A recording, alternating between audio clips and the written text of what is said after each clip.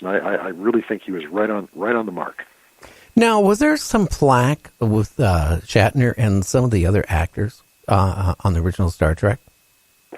No.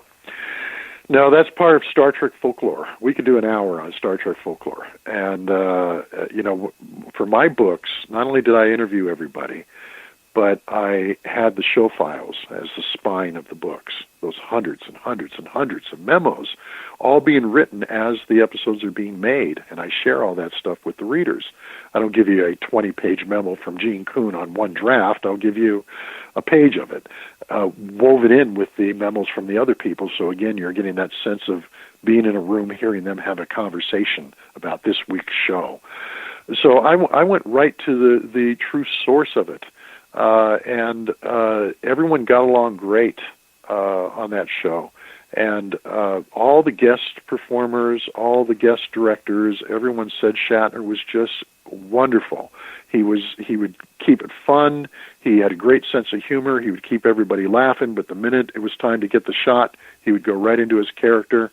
And he was so professional, knew all of his lines. His instincts were so perfect. What happened is years later, after they started doing the movies, the supporting actors wanted more to do, and they felt they weren't getting more to do, and they felt that it had to be Shatner. Who else would have the clout to be taking lines away from them? And some of them then would look back at the original show and say, I wasn't given that many really big parts, so it must have been Shatner. He was the only one who could have said, take these lines out and give them to me instead of them. But he wasn't doing that. The memos show that for instance, we talked a moment ago about This Side of Paradise, the one where Spock gets shot by the spores. Well, that was supposed to be Sulu. It was supposed to be George Takei. And that was the original script, is written by Jerry Soule. So that script is given to George Takei. Now he sees he's going to have a big part in this episode. He's going to be the prominent character, and he's going to get shot with spores and fall in love. And then the script gets rewritten, and it comes back, and now it's Spock. And so, you start thinking, what's going on here? Well, the memos show what's going on. It's the network writing back and saying, why are you doing this with Sulu? He's a lesser character. Shouldn't it be one of the lead characters? And then Dorothy Fontana came in and wrote a memo, and she said, I think it should be Spock. Think what fun it would be to see Spock fall in love. Much more interesting than seeing Sulu fall in love. And things like that would be going on. Well, none of them had access to these memos. Walter Koenig said a terrific thing to me one day. He said, now I know what was going on in the other rooms. Because he read the books. He loves these books. And he said, I only knew what was going on the stage. I didn't know what was happening in Roddenberry's office and in the NBC's office and so forth. And by reading these books, he's able now to see the conversations that were taking place that he wasn't witness to. And you find out at this point that, no, it wasn't Shatner that was taking the lines away from us. It was Stan Robertson at NBC, or it was Dorothy, or it was Bob Justman who was saying, we can't do this with Scotty. This needs to be all about Kirk. And so that's where these type of things were coming from. So a couple of them kind of ended up having hard feelings about Shatner. No, there's mostly George. Yeah, and he really voiced it on a lot of different, TV shows through the years. I'm just wondering if they ever made amends. He's made a show out of it, and it's done well for him. No offense meant. I mean, it's worked for him. He gets a great laugh, and he's gotten a lot of attention doing it, and he's really resurrected his career off of trashing William Shatner. And even Nichelle kind of said a few things in her book about Shatner, but then I sat down with Nichelle and talked to her, Lieutenant Uhura, and she loves Bill. It's like, I was a little miffed at him over this one little thing or that little thing, and but he's great, and he really kind of led the charge on this series. So they all, other than George, and whether George really has a problem with Bill or not, or whether that's just he's being entertaining, I can't say. But everyone who was on the show at the time, when you're reading those memos and you're reading the interviews that I conducted with them, nobody was having a problem with them. To the contrary, They were all saying this guy had so much energy, and he was holding this thing together. Even Leonard Nimoy said, Leonard told me, he said, I didn't like it when they would do an episode where I was on my own. He said, if I wasn't in the scene with Kirk, with Shatner playing Kirk, I didn't feel the Spock character was working. It was playing off of him that made him work, or playing off of DeForest Kelley that made Spock work. Without them, he couldn't carry. He didn't have the character didn't have the energy to make the scene interesting, because he was serious and he was analytical and logical. He said, "You put me with McCoy, put me with Kirk. Now we got a scene happening." Oh yeah, they could play off each other too, and it's quite apparent they did. And it's part writing, of course. The scripts are wonderful, and the chemistry, the conflicts are there in the scripts. But it's the casting, because Leonard said many times, he said, I did the first pilot with Jeffrey Hunter, a terrific actor, a terrific leading man, but Spock wasn't happening in that first pilot. I didn't have anything to play off of.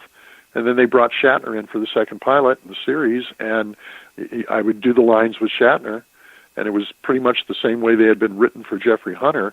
And suddenly they're working. There's sparks between us. And they would give him a show on his own, like Galileo 7, where the shuttlecraft crashes on a planet and Spock is in command. And it's an entertaining show, but Leonard Nimoy called that episode a failure. He said, you can't separate me from Kirk. You can't separate me as an actor from Shatner and have it work. Yeah, they were tied together. I can't understand. What's Shatner, 83 years old, and he is still going like he's going like a 60-year-old or a 50-year-old. I can't see how he does it. He does his little talk shows. Of youth.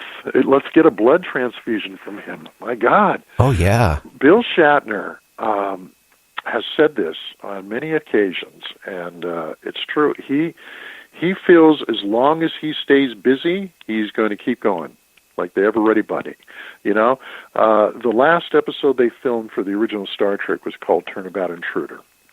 And the last couple days, the last day, the only person needed was him and the woman who was the guest star.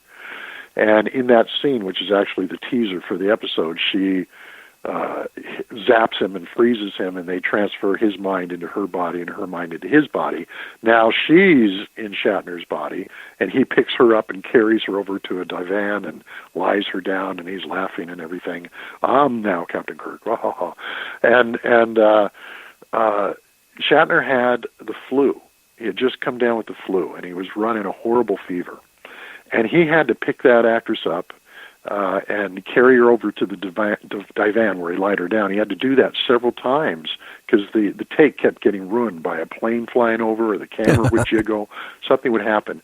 And each time they had to redo it, they had to come in and put his makeup back on because he was just sweating through it. He was running such a high temperature. But he kept going, and he would pick her up and carry her over and lie her down, and take after take. And when they finally said, cut, that's a wrap, he just collapsed. And he collapsed on that divan, and the stage men came out and picked him up like he was Julius Caesar, and they carried him off the set, and he kind of weakly waved goodbye to everybody. And he's always said, I would never get sick in the middle of a production. I would collapse at the end of it, but as long as we had a show to do, I would keep doing it. And that's how he approaches his life, and that's why he keeps so busy with so many different projects. And that's what keeps him young.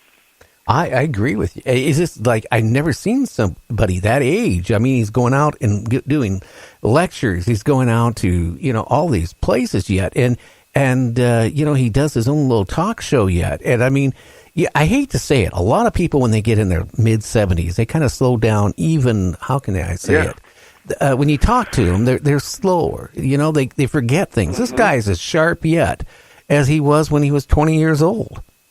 He's writing books, he's directing videos, he's acting, he's riding horses in competition. Singing. I mean, it's just remarkable looking at him, and that's why we could use a blood transfusion from him, but it's really his state of mind. It's just that he's always been that way. He trained himself to be that way as an actor. I had to do it myself as a director, because you get sick in the middle of a directing job, you can't go home. You got to stay with the ship, the captain. You got to stay until the last shot's done. And so I would feel something coming on, because you're on a set, and there's lots of germs getting passed around and everything. And of course, all the actresses and the actors have to come up and kiss the director on the cheek, hopefully. And before you know it, you're coming down with something. And you just got to just take vitamins and take whatever you got to take and just keep going. And man, I can tell you that there was this one directing job I was doing, and it was a couple weeks. And the last few days I was dragging, and I was coming down with something and feeling terrible. But I got through it, and I went home and just started throwing up blood the minute I got home, and I was in the hospital for the next 3 days. But I made it to the end of the shoot. And so there is that thing. People in show business know that. And I bet you know it too. I mean, if you got a show to do, you're going to get through it. And when the minute you go off the air, you'll fall down. Well, that's what Shatner does, but he's taken it to the next level beyond anybody I've ever seen.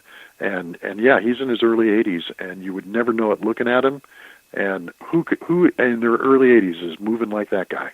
Well, I remember back a couple of years ago, I ride a Harley, and me and my son were on our way to Reno, Las Vegas. He was out on the road on a motorcycle trike, him and his wife, doing a promo for a motorcycle company. It came out with a new type of trike at the time. And I ran into him like in a little food place, and I was shocked, I go, hey, that's Shatner.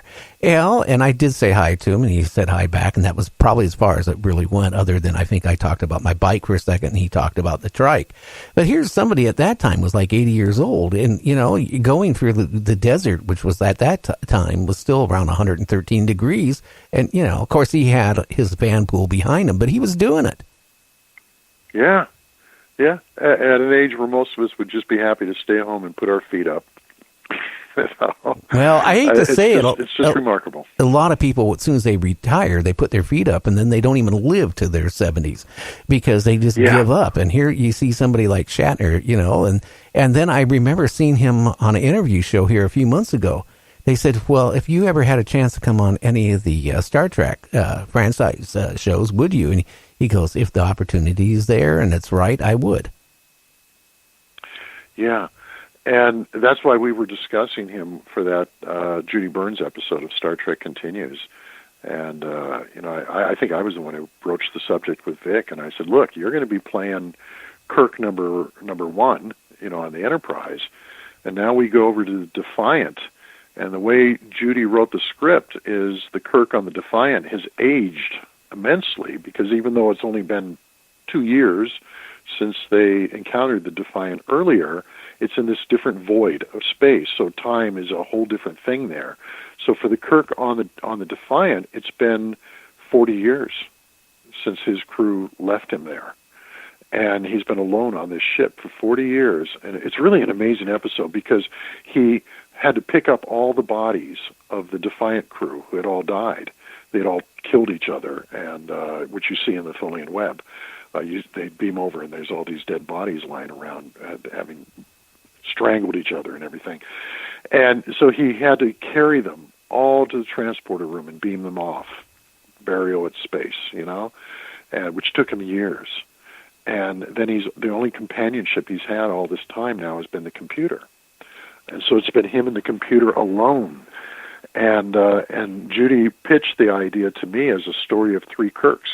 There's the Kirk on the Enterprise, who has no idea that a part of him has been left on the Defiant. There's the Kirk on the Defiant, who's been alone for 40 years in his space zone and thinking he's been abandoned. And there's the computer, which has taken on the personality of Kirk because it's his only companion. And the computer's actually angry, more angry than he is, that his crew abandoned him. So it's a story of three Kirks. Very interesting. Again, your listeners can watch this for free at star-treck-continues.com. And Vic, where are you? Yeah, I just got a message from the agent, and they're saying that they're sorry they can't get a hold of them. They don't know what's wrong, and hopefully something hasn't happened. Oh, gee, now I'm worried. because Vic is the busiest man I know. He's going to be like Shatner when he's 83. He's still going to be going. Oh yeah. He's off to conventions. He's off to recording sessions. He's a very busy voiceover actor, and of course he starred as Captain Kirk in Star Trek Continues. Was also the executive producer on the show, and he